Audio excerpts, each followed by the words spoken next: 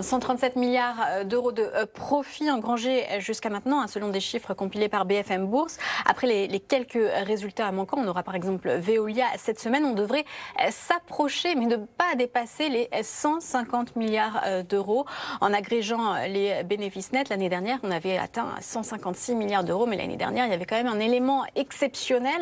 C'était la cession d'Universal par Vivendi qui avait rapporté à elle seule près de 25 milliards. Et puis, il faut dire que cette année, on a aussi des entreprises qui ont enregistré pas mal de dépréciation dans leurs comptes par rapport à leur activité en Russie.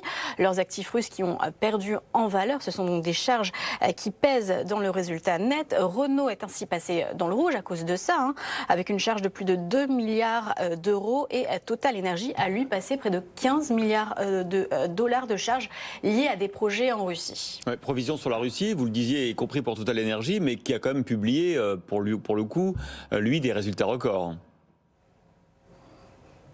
Oui, grâce à la flambée des prix de l'énergie, Total Energy domine et conserve même la première place du classement des bénéfices du CAC 40 avec un bénéfice record à 19 milliards d'euros devant Stellantis, chiffre d'affaires à 180 milliards d'euros et un bénéfice à 16 milliards d'euros. Et puis LVMH, 14 milliards. Alors on a des entreprises qui ont réussi à faire passer des hausses de prix sans que leur marge ne soit impactée. Alors dans le luxe, c'est pas tellement étonnant, mais on a eu de bonnes surprises, notamment dans l'industrie automobile et dans la distribution.